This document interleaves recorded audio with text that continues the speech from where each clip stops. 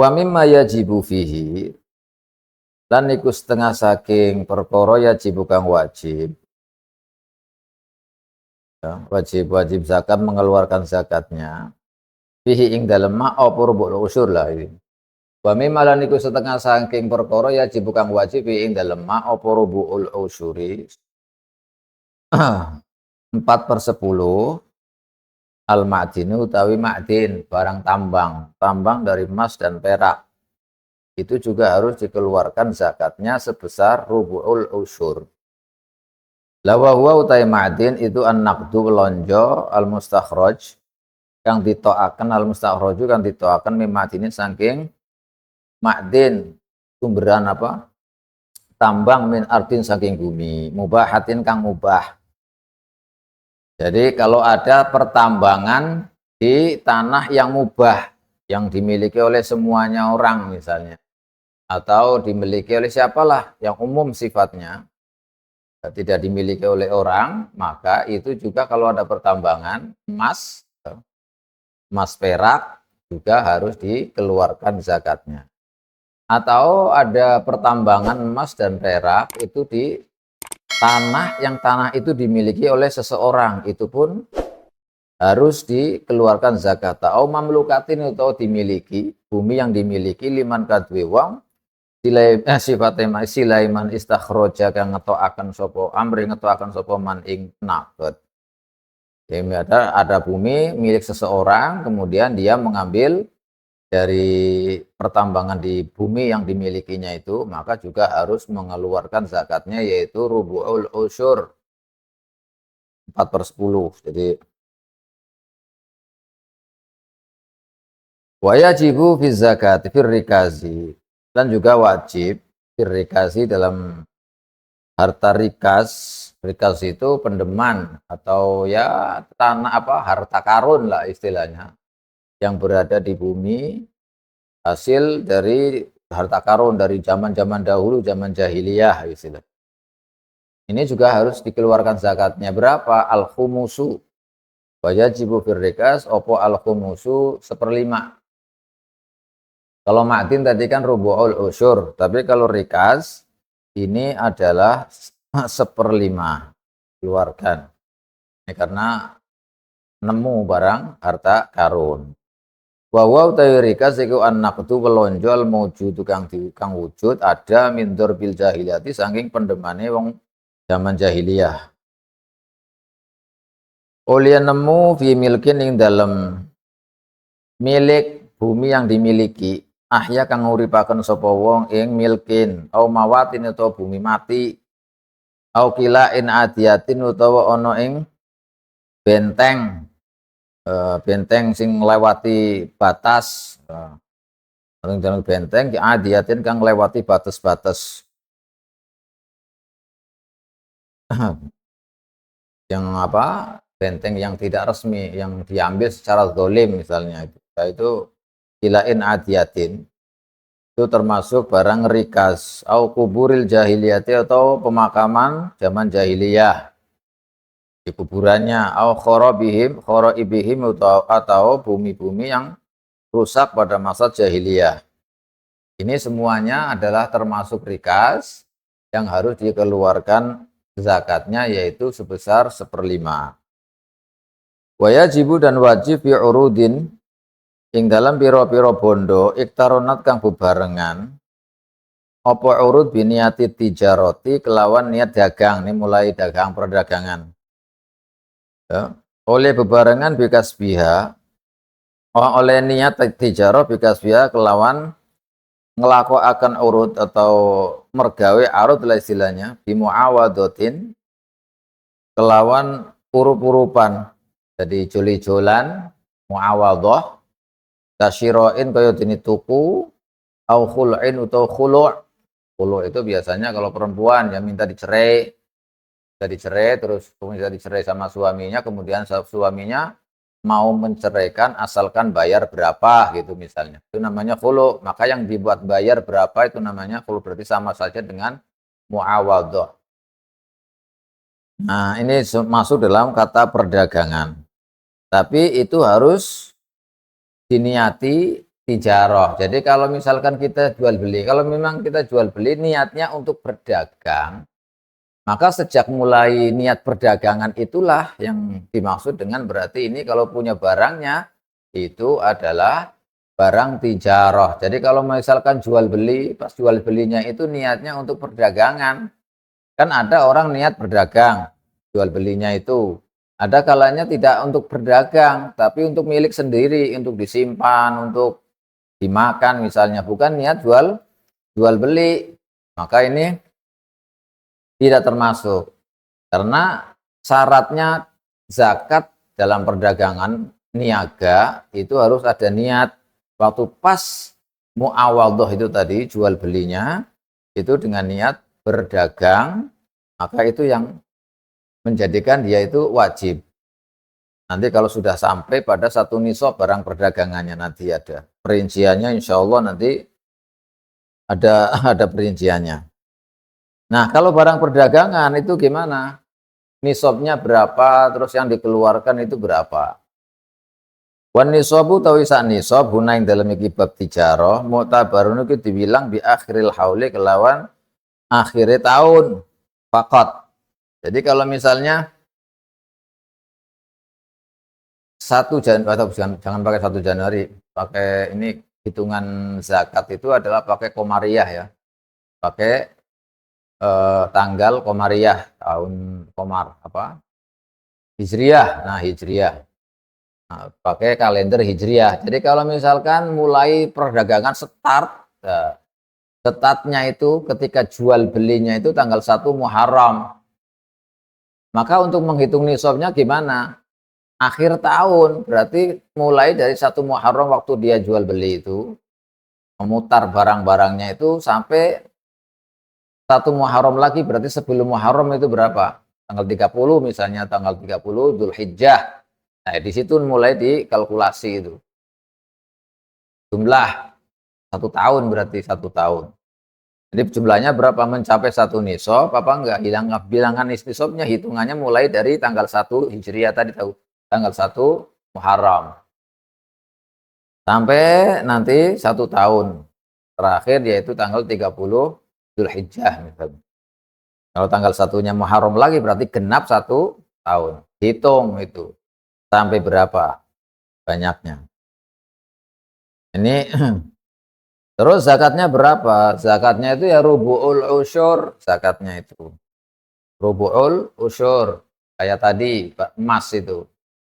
Nah, terus nisabnya itu berapa? Ini nisabnya kalau misalnya perdagangannya bukan pakai emas atau bukan apalah, perdagangan kan barang-barang dagangan itu banyak misalnya. Maka total akhir tahun itu setelah Dzulhijjah itu selama 1 tahun itu totalan itu sampai berapa? Kalau di total itu sampai mencapai nisabnya kalau dipakai rupiah berarti tinggal kita ngitung rupiahnya berapa. Kalau 84 itu berapa rupiah? 84 gram emas itu kira-kira berapa rupiah? Katakanlah kalau misalnya 1 gramnya itu 1 juta misalnya. Nah, gampangnya menghitung. Umpama ini contoh. Jadi kalau 1 gramnya itu 1 juta berarti 84 kan 84 juta. Berarti kalau barang-barang dagangan kita dihitung dalam setahun sudah mencapai itu, nah maka ya harus dikeluarkan zakatnya yaitu berapa? Rubu'ul usyur. 84 juta, 4/10-nya itu berapa? 4/10 itu berapa? Itu dikeluarkan untuk zakatnya. Jadi hitungannya ketika akhir tahun. Watajibu. Nah ini sudah. Jadi ini zakat secara ringkas zakat mal namanya. Watajibu lan wajib zakatul fitri apa zakat fitrah. Ini mulai zakat fitrah. Wajibnya zakat fitrah bi idraki akhir juz'in kelawan menangi atau nemoni akhir juz min Ramadan saking bulan suci Ramadan. Ma awwali juz'in min Syawal.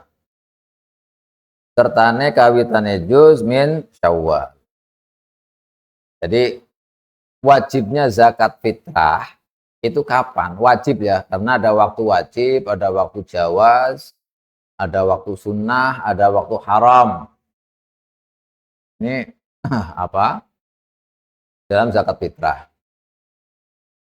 Dalam zakat fitrah itu wajib mulainya, kewajiban ini mulainya kalau dikeluarkan mulai awal Ramadan misalnya, ya nggak apa-apa, tapi bukan wajib. Namanya takjilu zakah. Takjilu zakah itu dalam mazhab kita nggak apa-apa, boleh dan sah. Dengan syarat itu nanti sampai waktu wajib dianya masih gitu. Dianya masih, maksudnya masih menangi, masih sampai hari raya itu orangnya yang mengeluarkan zakat itu masih hidup. Jadi masih menemui akhir Ramadan dan awal Lailatul Syawal, awal Aid. Ini nggak apa-apa. Nah, waktu wajibnya itu yaitu kalau sebelum terbenamnya matahari dari bulan Ramadan. Jadi kalau hitungannya gampang, kalau misalnya tanggal 30 Ramadan misalnya. Ramadannya itu 30 hari. Maka asar atau sebelum maghrib lah, pokoknya sebelum maghrib dia masih ada, sudah ada ya. Kemudian sampai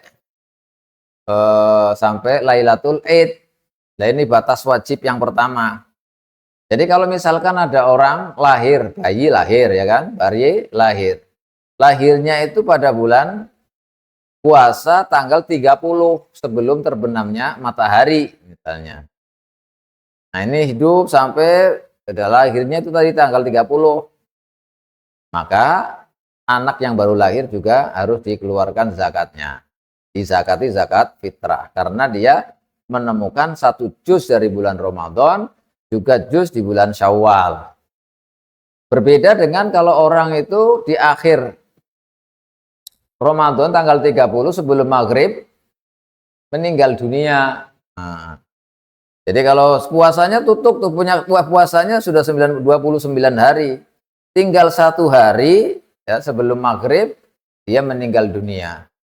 Nah, ini orang yang seperti ini maka tidak wajib zakat fitrah. Karena wajibnya zakat fitrah itu adalah waktunya sebelum maghrib, itu dia menemui sebelum maghrib dan sampai awal juz dari atau awal ya sebagian dari waktu Lailatul Id. Nah, ini juz min Syawal. Maka itu wajib. Jadi kalau meninggal dunia di akhir Ramadan misalnya, maka dia tidak wajib zakat fitrah. Tapi kalau bayi terus lahirnya itu habis maghrib, pas Lailatul Id misalnya.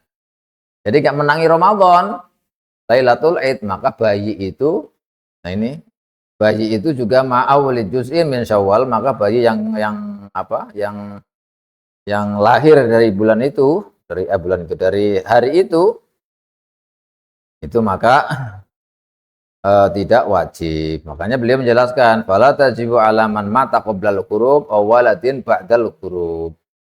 Ini perbedaannya. Jadi kalau meninggal sebelum terbenamnya matahari, meninggal, maka tidak wajib zakat fitrah. Begitu juga anak baru lahirnya setelah maghrib, maka juga tidak wajib zakat fitrah. Karena waktu wajibnya zakat fitrah itu adalah seseorang itu menangi atau menemui akhir Ramadan, juz dari Ramadan, dan juga juz dari bulan Syawal. Kalau tidak seperti itu, maka tidak wajib. Ini zakat fitrah.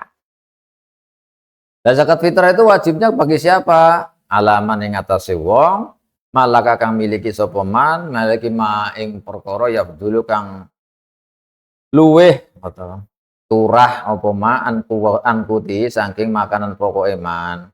Waku timan dan makan pokok wong na talzamu kang wajib ingman apa nafaqatuhu nafaqoe man.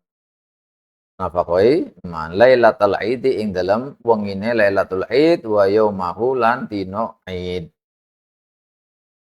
Ya, wajibnya zakat fitrah itu bagi siapa? Bagi orang yang memiliki harta dan harta yang dimiliki itu sudah mencukupi lebih dari yang dibutuhkan dari makanan pokoknya untuk dia sendiri dan untuk orang-orang yang wajib dinafkahi oleh dia, masih anak-anak, misalnya anak-anaknya atau istrinya atau apanya lah, itu sudah melebihi dari nafkah mereka. Kalau ada lebihnya, maka kelebihannya itu untuk zakat fitrah. Tapi kalau tidak punya kelebihan sama sekali, bagaimana? Nggak ada sama sekali, kurang malah, ya tidak wajib. Karena wajibnya zakat fitrah itu bagi orang yang memiliki kelebihan dari apa yang dibutuhkan untuk dirinya, nafkah dirinya, atau nafkah orang-orang yang wajib dinafkahi. Kapan itu waktunya? Lailatul Id wa yaumahu, malam Id dan hari Id. Kalau sehari semalam dihitung dari Lailatul Id sama hari Idnya, berarti mulai habis maghrib, ya maghrib itu sampai terbenamnya matahari lagi, maghrib lagi, itu ya kira-kira sudah cukup lah untuk makan, untuk ini semuanya keperluannya itu. Kalau ada lebihan maka wajib dikeluarkan. Kalau tidak maka tidak wajib. Ini. Wa antasti saubin lahu. Dan turah saking perlengkapane terus disaubin pakaian lahu kadue man, pakaiannya juga sudah ada, makanan sudah ada. Waliman talzamu nafaqatu, dan pakaian juga sudah ada untuk orang-orang yang wajib dinafkahi. Waan maskanin, juga tempatnya sudah ada, rumah, tempat misalnya, tempat tinggal. Wa khodimin, dan khodim apa? Pembantu misalnya. Yang wajib di apa? Yang wajib di ini, yang wajib dinafkahin kan semuanya itu. Yaliku kang patut topo khodim ya, bihi kelawan ya bihi kelawan man itu. Di wayahtaju ilaihi lan butuh sapa man ilaihi maring khodim. Nah, kalau itu semuanya, pokoknya yang berhubungan dengan kebutuhan dia, semuanya itu sudah lebih lah istilahnya. Lebihnya untuk dalam takaran 24 jam, mulai dari terbenamnya matahari Lailatul Id sampai terbenamnya matahari lagi pada hari Idnya. Nah,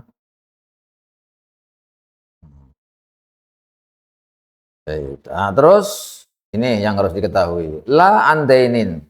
Ora kok saking hutang. Jadi kalau misalkan punya hutang, misalnya ada hutang, nggak harus lebih dari hutang, nggak harus lebih dari hutang. Tapi masalah hutang ini ada perbedaan pendapat. Ada perbedaan pendapat di mazhab kita. Kalau misalkan ada orang punya hutang, namanya hutang, maka bagaimana? Apakah wajib? Kan kalau hutangnya belum disaurkan, dia punya hutang, apakah wajib zakat fitrah atau tidak? Nah ini ada perbedaan pendapat di antara mazhab kita Syafi'i. Kalau mazhab Romli ini, kalau orang punya hutang nggak wajib zakat fitrah, ya, nggak wajib zakat fitrah karena masih punya hutang. Berarti dia tidak memiliki harta yang lebih untuk dirinya dan untuk keperluannya dia, untuk orang-orang yang apa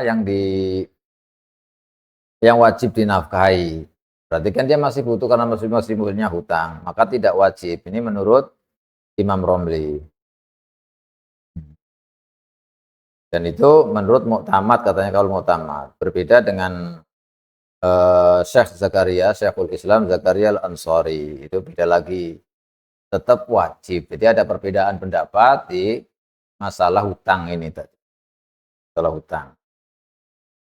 Tapi kalau menurut ini, kitab ini, yaitu Imam Romli, kalau punya hutang itu ya tetap wajib mengeluarkan zakat fitrah. Nah, untuk mensikapi yang paling baik itu bagaimana? Yang paling baik itu, kalau memang zakat fitrah kan nggak banyak. Paling berapa itu? 3 kilo kalau nggak salah itu ya. Kalau dihitung ya untuk standar itu ya 3 kilo lah. Karena zakat fitrah itu kan satu so itu 4 mud. Satu mudnya itu 7,25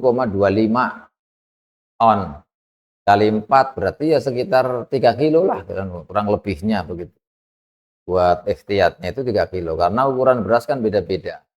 Beratnya beras itu kan berbeda-beda. Kalau kita pakai beras ya, kalau kita pakai beras berarti ukurannya kan beda-beda. Ya untuk tengah-tengahnya dan lebih ininya ya minimal 3 kilo. Kalau mau dilebihin ya nggak apa-apa, lebih bagus. Tapi batas minimal wajibnya itu ya perkiraan kira-kira sekitar 3 kiloan. Meski banyak perbedaan sebenarnya dulu waktu saya di pondok, dulu, itu penghitungan 1 mud itu adalah 6 on. Kalau tadi hitung, adalah 6 on. 6 on itu kalau 4 mud berarti 4 kali 6. 4 kali 6 cuma 2 kilo 4 gram. Ya. 2 kilo 4 on. 2 kilo 4 on. Jadi 2 kilo setengah biasanya dahulu ya. Tapi setelah dihitung lagi dan alhamdulillah saya mengetahui tentang khusus masalah ukuran-ukuran mud ketika di Yaman itu, ya perkiraan ketika ditakar dengan ukuran yang sekarang itu sekitar 7,25 kalau 7,25. Kalau dikali berapa? Dikali di 4, 7 kali 4 28. Ya sekitar 29 lah. 2 kilo 9 ya untuk biar enggak ini 3 kilo. Ini 3 kilo. Mau dilebihin juga nggak apa-apa, boleh. Nah, itu zakat fitrah. Itu kalau memang itu tidak memberatkan dan nyatanya ada misalnya, ya keluarkan saja, ya dikeluarkan saja orang nggak berat dan setahun sekali karena zakat fitrah itu tuhratun sebagai penyuci. Pungkasannya ditutup penutupan puasa dengan membayar zakat fitrah. Dan zakat fitrah itu bisa mensucikan dosa-dosa kita. Bisa mensucikan apa kesalahan kita. Setelah berpuasa sebulan penuh kemudian ditunaikan zakat fitrah, maka kita setelah itu kayaumi waladathu ummu. Kayak kita baru dilahirkan dari ibu, sudah bersih, tidak ada dosanya sama sekali. Kalau Ramadan itu kita puasanya diterima oleh Allah, amalan juga diterima oleh Allah, dan dipungkasi oleh zakat fitrah, maka insya Allah kita ini setelah Ramadan bagaikan bayi yang baru lahir dari ibunya, yaitu sudah tidak punya dosa. Ini la antainin. Terus mana tadi? Ya, wahia utai fitrah. So'un itu satu so' lah ini yang tadi saya jelaskan. So'un itu satu so' min ghalibi kuti baladiman. Saking kaprah-kaprahe makanan pokoke negarane wong. Yukhraju kang ditokaken apa so' anhu saking man. Jadi ya kebanyakan dari satu so' itu ukurannya makanan pokok ya di daerahnya dia itu apa. Kalau beras seperti kita ya berarti satu so'-nya beras. Satu so' tadi hitungannya satu so' itu 4 mud. 4 mud itu 1 mud sama dengan itu tadi. Berapa? 1 mud itu 7,25 kalau nggak salah. Nanti saya ini lagi. Nah ini. Kebalik. 2,75 bukan 25. 2,75 berapa? 2,75 ya. So 1 so. Satu so-nya arba'atu amdatin, 4 mud. 1 mud nyambut Nabi SAW yusawi sekarang ini berapa? Loh.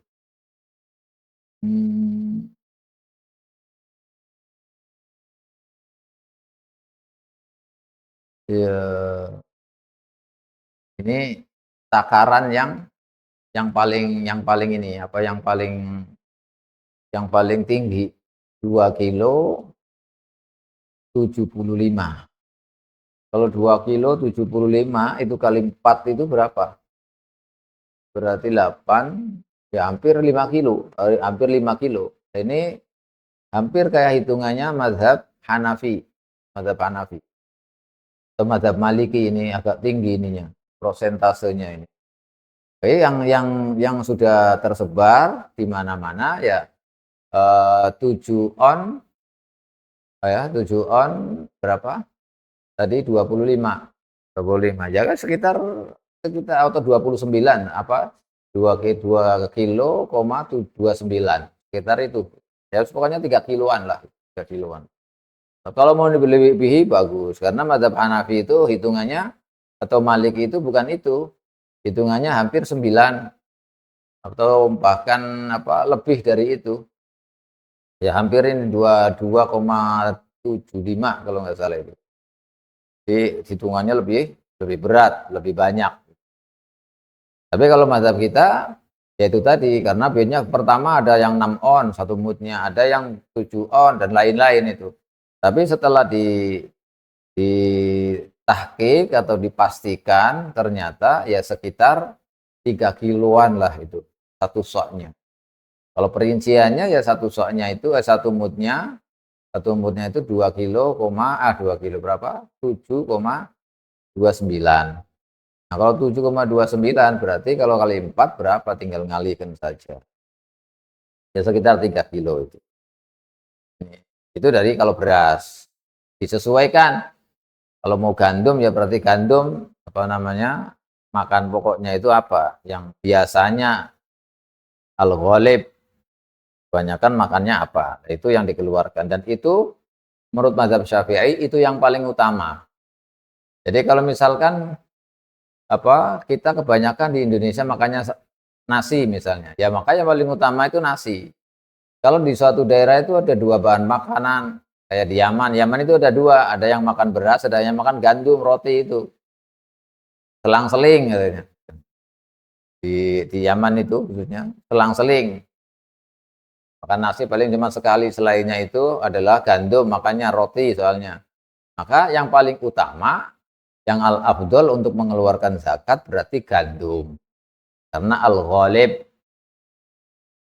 Karena kalau nasi kan cuma sekali, dengan gandum itu 2 kali. Kalau 3 kali berarti kan prosentasenya 1:2. Maka yang paling utama untuk mengeluarkan zakatnya ya gandum. Ya seperti itu tinggal nyamakan saja. Kalau misalkan di daerah kita, di Indonesia ada yang makannya jagung dengan yang lainnya, maka setiap harinya itu banyakkan yang mana yang dimakan.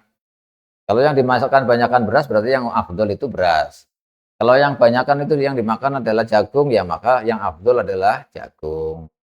Itu namanya diambil dari al-ghalib. Di kebanyakan makan pokoknya itu apa? Kalau misalnya di daerah itu ada 2 makanan pokok atau ada 3 makanan pokok. Terus roja'an waman lazimahu fitrahu nafsuhu. Waman utawi wong lazima kang wajib ingman apa fitratu nafsihi zakat fitrai awak dhewe man lazima mung wajib ingman apa fitratu man talzamuhu. Mitrai wong talzamuhu kang wajib apa talzamuhu kang wajib ingman apa nafaqatuhu nafaqo iman. Jadi kalau dia wajib untuk dirinya sendiri, maka juga wajib mengeluarkan zakat untuk orang-orang yang wajib dinafkahi, anak, istri, pembantu tadi, khodim ya. Semuanya itu maka harus dikeluarkan zakatnya. Jadi kita untuk diri kita sendiri, juga untuk anak-anak kita, untuk istri kita, terus untuk orang-orang yang ngikut kita. Nah ini tetap wajib. Lakin la yalzamu al-muslima, tetapi ini tidak wajib al-muslima ing wong muslim apa fitratu kafirin mitrai wong kafir talzamu kang wajib ing muslim apa nafaqatu nafaqoi kafir. Jadi kalau misalkan kalau tadi kan orang tua wajib memfitrai anak-anaknya, istrinya, khodimnya. Tapi kalau misalkan anaknya wal billah anaknya tidak muslim misalnya, maka orang tua yang muslim tidak wajib menzakati anaknya yang tidak muslim. Atau budaknya bukan muslim misalnya. Maka dia juga tidak wajib mengeluarkan zakat fitrah untuk budaknya yang tidak muslim. Dan seperti itu. Walal ibna lan ora anak, ora wajib ing anak apa fitratu zaujati abihi. Mitrai bojone bapake ibin. Jadi kalau misalnya kita kan wajib Kalau misalkan kita punya orang tua itu nggak punya pekerjaan, kan wajib nafkahnya itu bagi anak, anak wajib menafkahi orang tuanya, gitu kan. Abahnya, bapaknya atau ibunya, pokoknya wajib apa? Mau menafkahi orang tuanya. Bapaknya wajib bagi dia, bagi anaknya itu. Ya, wajib. Tapi kalau bapaknya ini punya istri, istrinya berarti kan bukan ibunya anaknya ini. Istri tiri berarti kan namanya ibu tiri. Ibu tirinya dia, maka ibu tiri itu zakat sendiri, tidak wajib bagi anaknya. Anaknya hanya menzakat fitrahi, memfitrahi bapaknya saja. Istrinya bapak tidak wajib, karena sudah tidak wajib menafkahi. Ini. Terus ya. Abihi wa mustauladatihi, dan amat mustauladahnya juga tidak wajib bagi anak. Ini zaman dahulu atau ya ketika masih ada amat mustauladah. Amat mustauladah itu ya amat yang punya anak, ya, dari bapaknya itu punya budak atau punya amat itu budak perempuan yang mengandung, melahirkan dari hasil dari bapaknya itu. Nah, ini namanya mustauladah. Tapi amat itu apa namanya, budak perempuan, maka juga tidak wajib bagi anaknya bapak itu untuk memfitrahi budak mustauladahnya. Wala fitrata lan ora ono fitra iku maujud ala rokiki ning atase rokik budak. Kalau budak itu enggak wajib mengeluarkan zakat fitrah. Karena syaratnya adalah hur. Nah, syaratnya zakat fitrah itu adalah hur. Yang kemarin itu dijelaskan wajibnya zakat itu diantaranya adalah hurriyah, merdeka. Maka kalau seorang budak maka tidak wajib zakat fitrah. Wala ala kafirin. Dan tidak wajib juga zakat bagi orang kafir. Illa fi muslimin lazimat gunafaqatu. Kejaba ing dalam muslim lazimat kang wajib ing kafir apa nafaqatu nafaqati muslim. Jadi kalau misalnya ada budaknya muslim dan sayyidnya itu bukan muslim kafir, maka sayyidnya itu yang kafir harus mengeluarkan zakat fitrahnya budaknya yang muslim. Nah, ini kan muslim itu wajib dinafkahi oleh kafir karena statusnya itu budak. Terus lawaman utawi wong ba'du kang utawi sebagane man iku hurun merdeka. Waman durung ana khobare iku yalzamu wajib ing man apa minal fitrati fitrah. Wajib zakat fitrah. Jadi kalau misalnya ada rokik mubaat atau apa budak mubaat, separohnya merdeka, separohnya belum merdeka. Ini namanya budak mubaat. Yalzamuhu minal fitrah. Maka wajib bagi dia yang merdeka itu, yang setengah-setengahnya merdeka, setengahnya masrokik itu wajib. Waman ba'du hurun yalzamuhu minal fitrah. Tapi wajibnya enggak secara mutlak, bi qadri ma fihi minal hurriyah. Kelawan kadar sesuatu fihi kang ikut tetep ing daleman nyatane minal hurriyati saking kemerdekaan. Illam takun lamun ko ora ono iku baina ing dalem antarané man mubaat wa baina sayyidi lan ing dalem antarané sayyidi man apa muhayaah itu apa namanya, gilir gumanti istilahnya. Muhayaah itu gentian. Nah itu kalau gentian ya apa, tidak ada, kalau ada gentiannya, wa illa fal fitratu alaman waqa'a zamanul wujud. Jadi pas hari itu misalkan giliran itu giliran karena orang kan misalnya kalau separuhnya merdeka separuhnya, berarti kan dia harus mendatangi melakukan haknya buat sayyidnya itu separuh, misalnya separuh. Hari ini di sayyidnya, hari ini misalnya di rumah sendiri, hari ini gitu. Itu namanya gantian, tanawub, munawabah. Jadi gilir gumanti itu artinya sehari di sayyidnya, sehari di rumahnya dia sendiri, karena separuh kan merdeka separuh, ini separuh. namanya muba'at. Maka gimana? Wajib zakat bagi muba'at ini kalau pas gilirannya dia pas hari raya itu kok dia gilirannya bukan di Sayyid, gilirannya di rumahnya sendiri. Maka ini yang pada giliran seperti itu wajib zakat bagi dia. Tapi kalau pas gilirannya itu pas hari raya itu di Sayyidnya, ya maka itu nanti wajibnya kepada Sayyidnya. Wa illa fil fitratu wa illa wa illam abi antakun bainahu wa baina sayyidihi muhaya'ah fal fitratu mongko utawi fitrah zakat fitrah iku alaman ing atase wong waqo akang tumibo apa zamanul wujubi zamane wajib fi naubatihi tumibo ing dalam gilirane man. Jadi kalau kayak tadi yang saya jelaskan, jadi pas gilirannya kalau ada giliran ini maka kalau gilirannya pas hari raya itu di sayyidnya, maka sayyidnya yang harus mengeluarkan zakatnya. Kalau pas gilirannya pas hari raya itu gilirannya itu adalah di mana di tempatnya dia, maka ya wajib zakatnya atas dia ini. Itu maksudnya.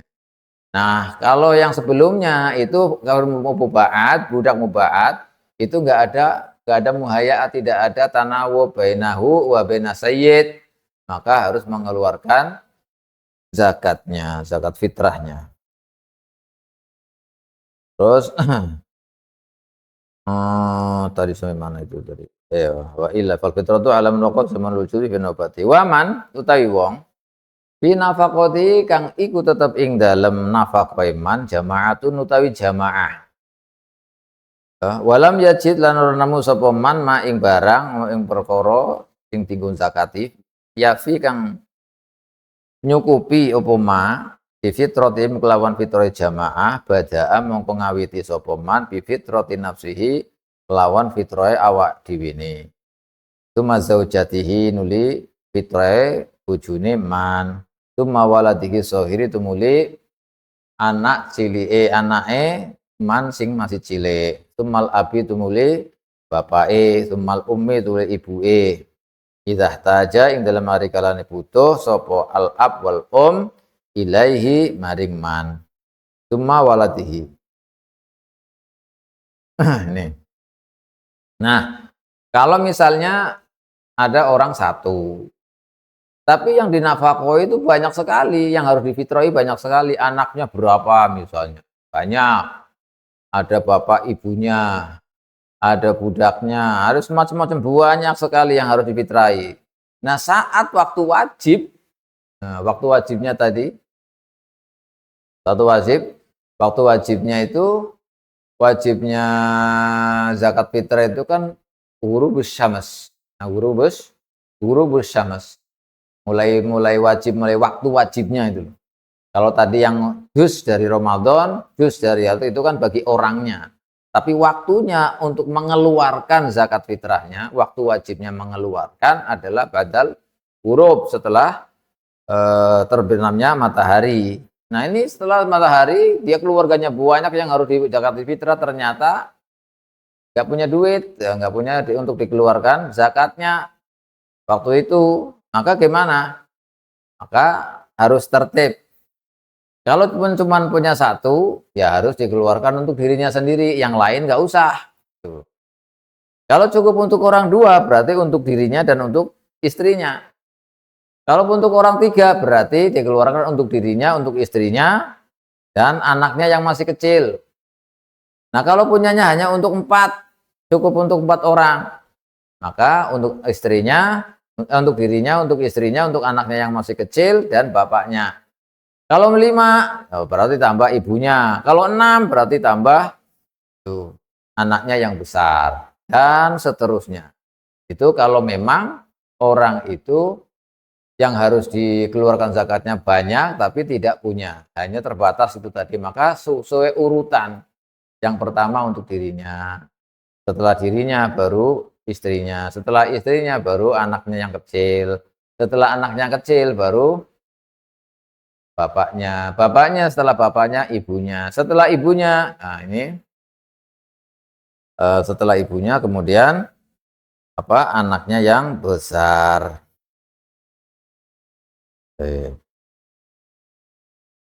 Ini sudah zakat fitrah. Wa shaumu Ramadan, dan puasa bulan Ramadan.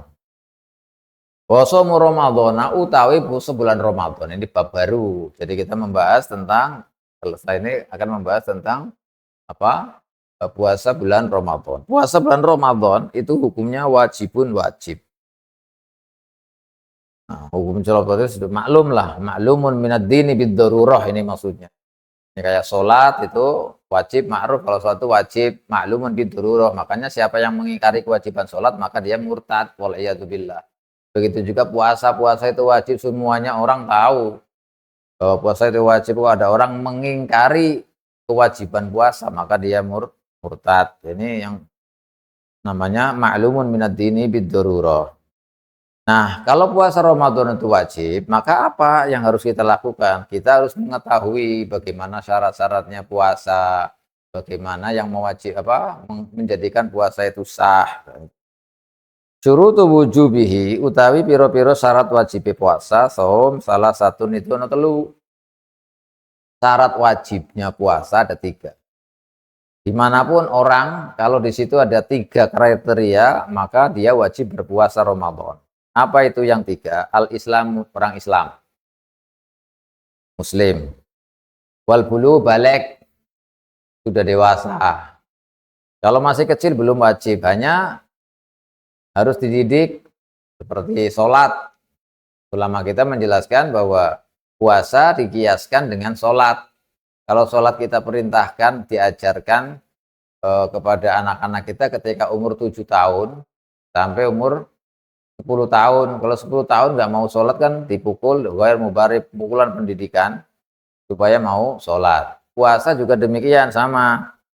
Tapi aslinya nggak wajib, cuma supaya terbiasa dan mengagungkan bulan Ramadan. Ini yang paling penting, karena Ramadan itu adalah hadiah Allah untuk kita. Hadiah Allah untuk kita. Jadi Ramadan harus diagungkan, harus dimuliakan. Makanya sampai anak-anak juga jangan sampai makan sembarangan di tengah jalan dan yang sekira ada kesan tidak menghormati bulan Ramadan. Karena bahaya sekali kalau tidak menghormati bulan Ramadan. Balik, wal aklu dan akal. Punya akal, memiliki akal, tidak gila, tidak kayak dulu di dalam bab sholat. Wa yu'maru, ini sudah dijelaskan, dan diperintah bi kelawan som sopatiflu bocah cilik, anak-anak. Oleh diperintah puasa li sabain ing dalam umur pitung tahun. In mayyaza lamun ko tamyiz seperti fal tamyiz sudah dijelaskan pada bab sholat. Wa atau kolan mampu seperti fal ing saum. Mampu misalnya. Kalau nggak mampu ya jangan dipaksa, namanya pelatihan. Makanya pelatihan itu bisa bertahap, mungkin puasa pertama berapa jam, nanti hari berikutnya setengah hari berikutnya sampai asar, dan hari seterusnya nanti bisa 1 hari. Ya seperti itu namanya pelatihan. Itu tidak apa-apa dalam tahapan pelatihan. Yang aslinya ya kalau puasa mulai dari fajar sampai maghrib. Tapi kalau tidak kuat gimana? Ya sekuatnya sudah. Namanya juga anak-anak belum wajib. Wa yudrabu lan dipukul sapa sopi sapa tifel ala tarkihi ngatasi tinggal puasa. Kalau nggak mau puasa ya dipukul kayak bulan kayak waktu sholat itu, kayak masalah sholat. Li asyrin ing dalam umur 10. Tapi dipukul pukulan ghairu mubarrih, tidak membekas dan tidak menyakitkan. Wa yubahu, nah ya sudah, kalau gitu tadi sudah syarat wajibnya itu ada 3, maka diperinci, ada orang-orang yang tidak wajib berpuasa atau boleh meninggalkan puasa, itu ada banyak, nanti akan dijelaskan. Wa yubahu tarkuhu, lan diwenangaken apa tarku tinggal puasa lil maridi bagi orang yang sakit. Orang yang sakit diperbolehkan meninggalkan puasa. Yaitu tidak puasa orang yang sakit. Orang sakit tetapi tidak semua orang sakit, tidak. Idza wajada bihi dororon. Kalau atau ing dalem nalikane nemu sapa marid bihi kelawan maradihi dororon ing bahaya syadidan kang banget. kalau sekira kalau puasa itu bahaya bagi dirinya. Dia sakit, kalau puasa malah jadi bahaya. Misalnya, atau nggak sembuh-sembuh malah kalau puasa itu misalnya. Berarti kan ada bahaya kalau dia puasa. Maka dalam keadaan seperti ini, orang yang sedang sakit boleh tidak puasa, boleh meninggalkan puasa. Tapi ya itu tadi, kalau memang tidak wajib puasa, boleh meninggalkan puasa, ya jangan kemudian makannya sembarangan. Ini karena berkaitan hormat syahri Ramadan, menghormati, memuliakan bulan Ramadan. Ya cukup di rumahnya saja atau bagaimana gitu, di dalam jangan sampai makan di jalan-jalan orang pada puasa, makanya di depan orang-orang yang sedang puasa ini nggak menghormati bulan Ramadan, bahaya ini. Ini yang pertama, orang yang sakit. Tapi nanti harus mengkodoni, itu harus mengkodok. Kalau sudah pas waktu Ramadan kok sakit nggak bisa puasa, ya udah nggak usah puasa nggak apa-apa. Tapi nanti akan diganti setelah sembuh, nanti setelah bulan Ramadan, setelah bulan Ramadan kok sembuh, maka dia harus mengkodok. Kecuali memang dia sakit, yang sakit tidak diharapkan sembuhan, sudah parah sekali dan tidak, pokoknya nggak, kalau dibuat puasa lagi jelas nggak bisa sudah. Walaupun bukan bulan Ramadan juga dia tidak bisa puasa. Maka dalam ayat diterangkan walal ladzina yutiqunahu fidyatun tu'am miskin. Kalau orang seperti itu maka dia nggak wajib berpuasa. Sudah, karena nggak ada harapan bisa puasa, sudah nggak harapan kuat puasa, bisa puasa, nggak ada harapan sudah. Maka gimana? Nggak usah puasa. Tapi itu harus diganti dengan fidyah. Ganti dengan fidyah. Lah fidyah itu berapa? Ya fidyah itu 1 hari, 1 mud tadi dijelaskan. 2,7 apa 7,25 atau 29 gitu. Oh ya. Nah itu maka tinggal ngalikin berapa hari, sebulan berarti tinggal ngalikin sebulan fidyahnya itu. Itu kalau memang sakit tapi tidak ada harapan untuk sembuh. Jadi nggak mampu sudah. Misalkan orang tua sudah tua sekali, nggak mau apa, nggak buat puasa sudah, nggak bisa puasa sudah. Walaupun bukan Ramadan yang nggak bisa buat puasa, maka tidak wajib puasa bulan Ramadan, juga tidak wajib mengkodoni, hanya diganti dengan fidyah. Ini harus dipahami. Tapi kalau dia itu sakit atau tidak mampu puasa ketika bulan suci Ramadan saja, ya, sakitnya itu kalau dibuat puasa malah bahaya. Maka ketika setelah bulan Ramadan, kok dia mampu puasa, ya harus dikodok, diganti puasanya, harus puasa lagi, mengkodok, namanya mengkodok puasa. Nah baru kemudian kalau misalkan 1 tahun ini nggak puasa, nggak mengkodok, maka harus sampai datangnya bulan Ramadan lagi. Nah, ini harus dilihat ada uzur apa tidak ada uzur. Kalau misalkan ada uzur, memang sakit terus itu, sampai bulan Ramadan datang lagi, jadi nggak ada kesempatan untuk mengkodok Ramadan, maka ya nggak apa-apa, tetap tapi dia wajib mengkodok sholatnya, mengkodok puasanya, mengkodok saja. Tapi kalau misalnya dia puasa, di bulan Ramadan nggak puasa, tapi ketika bulan setelah Ramadan selesai, mulai dari Syawal sampai Sya'ban, itu sebenarnya banyak kesempatan, enggak, untuk puasa itu, untuk mengqadha puasanya itu bisa sekali, kesempatan banyak sekali selama 11 bulan ini.